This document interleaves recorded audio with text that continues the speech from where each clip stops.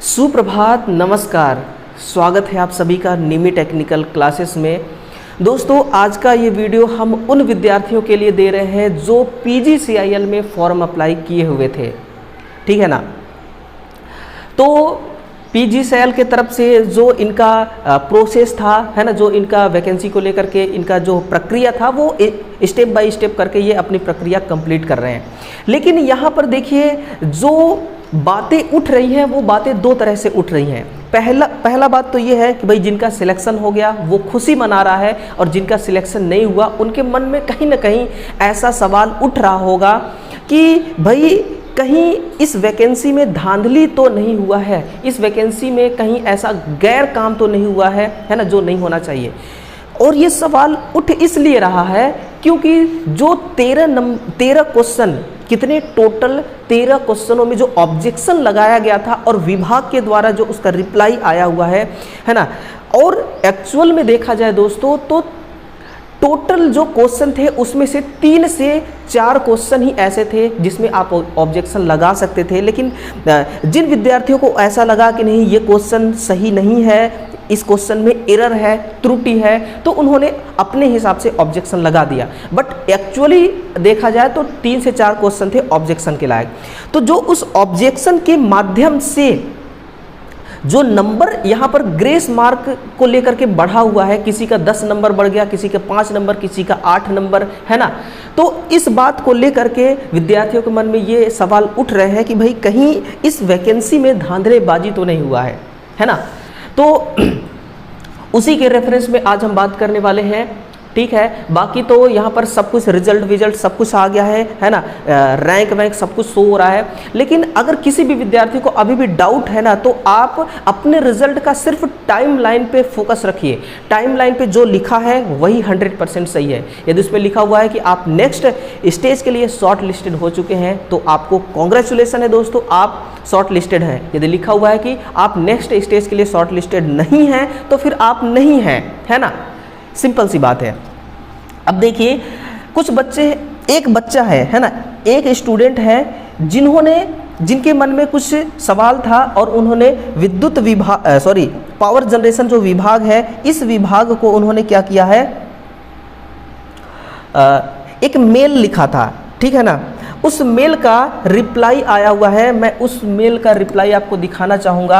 और इसमें लिखा क्या हुआ है ना, हो सकता है दोस्तों ये आपको सही तरीके से ना दिख रहा हो, लेकिन ऑफिशियल है, ठीक है, बिल्कुल ऑफिशियल है। और जो क्वेरीज किए गए थे ऑब्जेक्शन को लेकर के, है ना, वो क्वेरीज भी मैं आपको दिखाऊंगा। और जो 13 क्वेश्चन का ऑब्जेक्शन बना हुआ है, उस क्वेश्चन का मैं ID प्रूफ सब कुछ ऑफिशियल के साथ आया हुआ, ठीक है।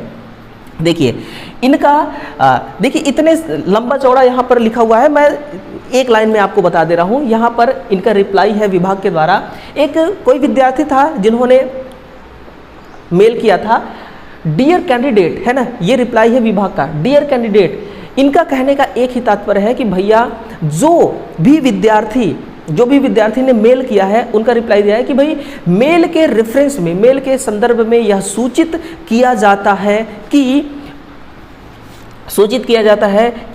जो पोस्ट था आपका जूनियर टेक्नीशियन ट्रेनी के नाम से, इसका जो एग्ज़ाम हुआ था, इस एग्ज़ाम का जो रिज़ल्ट हमने घोषित किया है, उस रिज़ल्ट को घोषित करने से पहले और CBT एग्ज़ाम होने के बाद जो इनका ऑब्जेक्शन मैनेजमेंट टीम था, उन्होंने पूरी तरीके से सही तरीके से चीज़ों को जांचा, टेस्ट किया, परीक्षण किया, इसके बाद ही रिजल्ट को घोषित किया है। आप किसी भी प्रकार का मन में अपना गिला शिकवा ना रखें, है ना। इनका कहने का मतलब यही था, ठीक है ना। फिर लिखा है hope the above clarify your queries, यानी कि जो आपका क्वेरीज था वो हम समझ रहे हैं कि क्लियर हो गया होगा, है ना। तो ये भी ऑफिशियल है। अब मैं आपको एक स्टेप आगे लेकर के चलना चाहूँगा, और ये देखिए, ये भी एक है ऑफिशियल ही, बट ये भी आपको नहीं दिखाई दे रहा होगा, लेकिन मैं आपको बताऊंगा, आप सुनिएगा ध्यान से, ठीक है। टोटल 4 क्वेरीज किया गया था, 4 क्वेश्चन पूछा गया था, और चारों क्वेश्चन का बहुत ही बेहतरीन तरीके से विभाग ने उनका रिप्लाई किया है, ठीक है। क्या क्या रिप्लाई आया है वो देखिएगा, है ना। पहला क्वेश्चन क्या था, मैं यहाँ पर नोट करके लाया हूँ दोस्तों। मैं यहाँ पर नोट करके लाया हूँ, आप सुनिएगा क्वेरीज क्या था और उनका रिप्लाई विभाग के द्वारा क्या दिया गया है। पहला क्वेरीज देखिएगा, क्वेरीज नंबर फर्स्ट में ये पूछा गया है कि आपने पार्ट बी में अपने अंक किस आधार पर बढ़ाए जो कि गैर तकनीकी था, जबकि इसमें कोई आपत्ति वाला प्रश्न नहीं था, है ना। जैसे कि आप स्टूडेंट हैं, कोई एक विद्यार्थी है, उसने आपत्ति लगाया है विभाग को, ठीक है ना। यानी कि जो पार्ट बी है, पार्ट बी में क्या था, नॉन टेक था। पार्ट बी में जो ऑब्जेक्शन लगाया गया था विद्यार्थियों के द्वारा, उस ऑब्जेक्शन लगाया था पार्ट बी में, तो किस आधार पर आपने नंबर बढ़ा दिया। इनका कहने का मतलब कि जैसे कि मान लीजिए कि 10 विद्यार्थी एग्जाम देते हैं, है ना। 10 विद्यार्थी में से 5 विद्यार्थी ऐसे हैं जो गलत आंसर करते हैं, ठीक है, लेकिन फिर भी उनको लगता है कि नहीं सही हमने आंसर किया है, अपने हिसाब से उनको सही लगता है, ठीक है ना। और उन्होंने क्या लगा दिया, ऑब्जेक्शन लगा दिया, ठीक है। अब विभाग को भी पता नहीं है कि भाई इसका आंसर यही होगा या दूसरा होगा, और विभाग ने भी उसका आंसर सही मान लिया कि भाई जो ये बोल रहे हैं यही आंसर सही होगा, है ना। ये क्वेश्चन में एरर है, उन्होंने एक्सेप्ट कर लिया और उस आधार पर उन्होंने नंबर दे दिया। तो बच्चों के द्वारा पूछा गया है कि भाई किस आधार पर आपने नंबर दिया। इनका रिप्लाई आता है कि आपत्ति प्रबंधक निवारण, यानी कि जो ऑब्जेक्शन मैनेजमेंट टीम है, आपत्ति मैनेजमेंट निवारण के बाद निवारण रिपोर्ट के आधार पर उम्मीदवारों के अंकों को अंतिम रूप दिया गया है ना। यानी कि पूरी तरीके से छानबीन किया गया है प्रश्नों को, उसके बाद ही उनको नंबर दिया गया है, जो ग्रेस नंबर दिया गया है ऑब्जेक्शन के द्वारा वो दिया गया है ना। पहला क्वेरीज था। अब देखिए क्वेरीज नंबर जो सेकेंड है, ये क्या है, क्वेरीज सेकेंड है कि भाई यदि आपने पार्ट बी में आपत्ति की है तो कितने प्रश्नों की सूची, कितने प्रश्न में आपत्ति लगाया गया है, ऑब्जेक्शन लगाया है, उसका मुझे सूची दें, है ना। अब इनका रिप्लाई आता है कि पार्ट बी में कुल 7 क्वेश्चन की आपत्ति पाई गई थी। वैध आपत्ति, यानी कि आपत्ति हो सकता है कि 20 क्वेश्चन पर आपत्ति लगाया गया हो, लेकिन 20 क्वेश्चन आपत्ति के लायक नहीं था, ऑब्जेक्शन के लायक नहीं था। इन्होंने कितने क्वेश्चन वैध है ना, तो टोटल 7 वैध क्वेश्चन है, जेन्युइन क्वेश्चन है जिस पे आपत्ति लगाया जाना चाहिए और विद्यार्थियों ने आपत्ति लगाया, ठीक है ना। तो यही रिप्लाई आया है कि पार्ट बी में कुल 7 वैध आपत्ति पाई गई और सभी उम्मीदवारों के संबंध में अंकों को तदनुसार रूप दिया गया, ठीक है ना। तो कितने क्वेश्चन, टोटल 7 क्वेश्चन में आपत्ति लगाया गया था, है ना। इसके बाद जो क्वेरीज थर्ड है, वो क्वेरीज थर्ड यानी कि क्वेश्चन थर्ड क्या पूछा गया था कि पार्ट ए, अब किसके बारे में पूछा जा रहा है, पार्ट ए के बारे में जो कि टेक्निकल का था। पार्ट ए जो कि तकनीकी था, उसमें कितने प्रश्नों पर आपत्ति की है उसकी हमें सूची दें। तो इनका रिप्लाई आता है कि पार्ट ए में कुल 6 वैध आपत्ति लगाई गई थी, है ना। इनका रिप्लाई क्या है, कुल 6 वैध आपत्ति लगाई गई थी। तो कितना हो गया, 7 और 6 13 क्वेश्चन टोटल हो गए, है ना। पार्ट ए में कुल 6 वैध आपत्ति पाई गई और तदनुसार अंकों को अंतिम रूप दिया गया, ठीक है। तो ये हो गया क्वेश्चन 1 2 3, है ना। 3 क्वेश्चन पूछा गया और चौथा क्वेरीज पूछा गया था बच्चों के द्वारा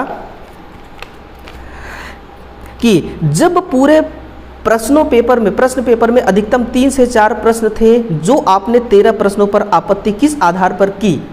ये एक बहुत बड़ा पॉइंट है, बहुत बड़ा क्वेश्चन है। इस क्वेश्चन में दम है, यानी कि जब पूरे पेपर को देखा जाए तो उसमें 3 से 4 ही क्वेश्चन ऐसे हैं जो ऑब्जेक्शन के लायक हैं, लेकिन अगर किसी ने 20 ऑब्जेक्शन ठोक दिया तो क्या आप 20 ऑब्जेक्शन को वैध ऑब्जेक्शन मान के सही करेंगे, उसको मतलब एक्सेप्ट कर लेंगे।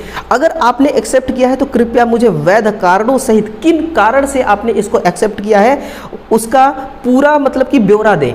अब इनका रिप्लाई आया है, वो रिप्लाई देखिए क्या रिप्लाई है। इनका कहना है कि इन्होंने क्वेश्चन का जो आईडी है ना, क्वेश्चन का जो आईडी है वो कौन कौन सा है, मैं लिखता हूँ। क्वेश्चन का लास्ट 3 डिजिट मैं लिख रहा हूँ, है ना। कौन कौन सा है, 442, 444, है ना, फिर है 464, इसके बाद है 475, फिर है 492, इसके बाद है 502, ठीक है ना, फिर है 339, फिर 349, इसके बाद है 352 हो गया, फिर है 353 हो गया, फिर है 357, फिर 358 है ना, 358 और एक है 377। आप इसको देखिए कितने क्वेश्चन हो गए, कितने हो गए, 1 2 3 4 5 6 7 8 9 10 11 12 13, टोटल 13 क्वेश्चन है। इन्होंने क्वेश्चन का आईडी तक बता दिया, लेकिन अब ये क्वेश्चन है कौन ये किसी को नहीं पता। जिस बच्चे ने ऑब्जेक्शन लगाया था उसको पता है, क्योंकि जिसने लगाया उसको पता है कि किस किस क्वेश्चन में मतलब कि उसको दिक्कत था, एरर था, है ना, तो उसी क्वेश्चन में उसने लगा दिया ऑब्जेक्शन। तो 13 क्वेश्चन में ऑब्जेक्शन लगाया गया था, ये विभाग ने रिप्लाई दे दिया, ठीक है। अब ध्यान से सुनिए, इसमें हुआ ये है कि इसमें टोटल 7 क्वेश्चन, कितने, टोटल 7 क्वेश्चन ऐसे हैं जिनका फायदा सभी को मिला है, जिनका फायदा सभी को मिला है ना। कैसे सभी को मिला है, यानी कि मान लीजिए कोई एक क्वेश्चन है जिसका मान लीजिए कि आंसर ए है, जिसका आंसर ए है और सही आंसर ए है और विभाग ने उसका आंसर मान लिया है डी। विभाग ने आंसर की में क्या मान लिया, सही आंसर डी मान लिया, ठीक है ना, और जबकि करेक्ट आंसर है ए, और विद्यार्थी ए, किसी ने ए किया, किसी ने बी किया, किसी ने सी किया, है ना। तो इस प्रकार के क्वेश्चन जो है, इस प्रकार के क्वेश्चन जिसको हम ये कह सकते हैं कि रॉन्ग आंसर की, यानी कि जिसका आंसर गलत दे दिया गया था लेकिन उसको अब रिवाइज कर दिया गया है। अब देखिए यहाँ पर नंबरों का हेराफेरी कैसे हुआ है, कैसे किसी का नंबर ज़्यादा हो रहा है, ग्रेस मार्क किसी को ज़्यादा मिल रहा है, किसी को कम मिल रहा है ना। इसमें से ध्यान दीजिएगा, मैं आपको बताना चाहूँगा, इसमें से कुछ क्वेश्चन में क्या किया गया है, रॉन्ग आंसर, है ना, रॉन्ग आंसर की, लेकिन विभाग ने इसको क्या किया है, रिवाइज किया है। एक प्रकार का ये क्वेश्चन हो गया। कुछ क्वेश्चन ऐसे हैं जिसमें मल्टीपल करेक्ट आंसर जिसका फायदा सभी को मिला है ना, ऑल कैंडिडेट, सभी कैंडिडेट को इसका नंबर दिया गया है। और तीसरा है नन ऑफ दिस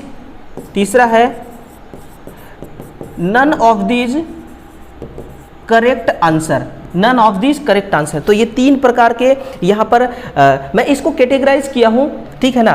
तो यहाँ पर देखिए कैसे कैसे नंबर को बढ़ाया गया है। मान लीजिए कि कोई 2 विद्यार्थी है ना, कोई 2 विद्यार्थी है, ये देखिए ये 2 विद्यार्थी है, इन्होंने एक क्वेश्चन को अटेम्प्ट किया, ठीक, इसने जो क्वेश्चन का ऑप्शन नंबर बी है उसको सही किया, और विभाग ने क्या किया, इसी को सही मान लिया, इसको क्या किया, इसको बिल्कुल सही मान लिया, तो इसको 1 नंबर दे दिया, हर क्वेश्चन 1 नंबर का था। और इन भाई साहब ने क्या किया, क्वेश्चन का सही आंसर बी छोड़ करके इन्होंने डी को मान लिया। इन्होंने किसको मान लिया, डी को मान लिया। अब इन्होंने डी को मान लिया। अब दिक्कत यह है कि इस क्वेश्चन में था एरर, इस क्वेश्चन में क्या था, क्वेश्चन में था त्रुटि, है ना। अब त्रुटि था तो इन्होंने लगा दिया ऑब्जेक्शन, तो अब इनको कितना मिल गया, इनको भी 1 नंबर मिल गया। अब इनको 1 नंबर पहले ही मिला था, अब प्लस ऑब्जेक्शन के कारण 1 नंबर इनको और मिल गया, तो कितना हो गया, इसको टोटल 2 नंबर हो गया। क्वेश्चन एक ही, लेकिन इसको 2 नंबर, ये 2 नंबर से पीछे, ये 2 नंबर से आगे, समझ रहे हैं। तो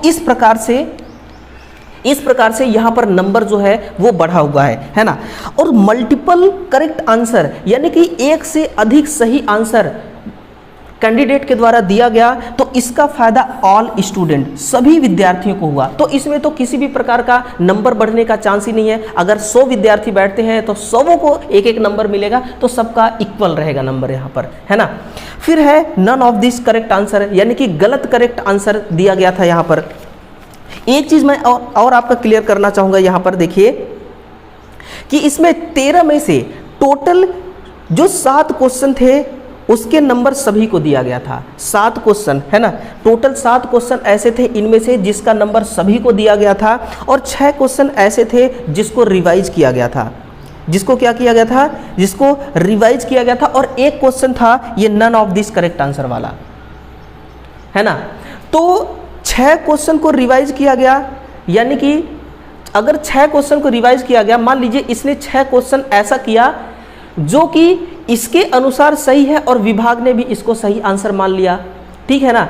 और इसके द्वारा जो आंसर किया गया वो गलत किया गया आंसर, और मतलब गलत जवाब दिया गया, और वो क्वेश्चन भी गलत था, वो क्वेश्चन में भी एरर था। तो 6 क्वेश्चन में इन्होंने लगा दिया ऑब्जेक्शन, तो इनको भी 6 क्वेश्चन में 1-1 नंबर मिल गया और इनको भी 1-1 नंबर मिल गया, और पहले से 1 नंबर मिला था तो कितना हो गया? 6 × 2 12 नंबर। तो इस विद्यार्थी का इसका जो है ये 12 नंबर इसके मुकाबले ज़्यादा हो गया, है ना। तो इसीलिए यहाँ पर नंबर जो है किसी का ज़्यादा तो किसी का कम, है ना, इस प्रकार से दिख रहा है। तो दोस्तों ऐसा लग रहा है विद्यार्थियों को कि भाई किसी प्रकार का कोई धांधलेबाजी हुआ है ना। तो मुझे ऐसा नहीं लगता है कि धांधलेबाजी हुआ है, क्योंकि उन्होंने साफ साफ सभी डेटा आपके साथ शेयर किया है। तो ये रहा ग्रेस मार्क्स का मामला दोस्तों। आई होप कि आपको समझ में आ गया होगा, है ना। और जिन विद्यार्थियों को शॉर्ट लिस्टेड किया जा चुका है नेक्स्ट स्टेज के लिए, वो अपना जो उनका नेक्स्ट स्टेज वाला स्किल टेस्ट का है तैयारी, वो अपना तैयारी शुरू कर दे, है ना। अब कब तक में एग्ज़ाम होगा ये किसी को नहीं पता। देखिए ऑफिशियली अभी कुछ नहीं अनाउंसमेंट हुआ है, और आप 1 महीना लेकर के चलिए, 1 महीने बाद उनका स्किल टेस्ट हो जाएगा, है ना। इतना ही टाइम लेते हैं, अगर सही टाइम से अगर वो चल रहे हैं तो 1 महीना में वो अपना स्किल टेस्ट जो है वो कंप्लीट करा लेंगे, है ना। तो अगर जैसे ही कुछ ऑफिशियल स्किल टेस्ट को लेकर के आता है जानकारी, नोटिस, तो मैं आपको ज़रूर दूंगा, इसलिए चैनल को सब्सक्राइब कर लीजिएगा दोस्तों, है ना। वीडियो को भी शेयर कर दीजिएगा। चलिए मिलते हैं अगले सेशन में, तब तक के लिए दोस्तों आप सभी का बहुत बहुत धन्यवाद। अपना ख्याल रखिएगा, अपने से बड़ों का सम्मान कीजिएगा, अपने से छोटों को खूब प्यार दीजिए। चलिए दोस्तों मिलते हैं अगले सेशन में, तब तक के लिए आप सभी का बहुत बहुत धन्यवाद। Thank you.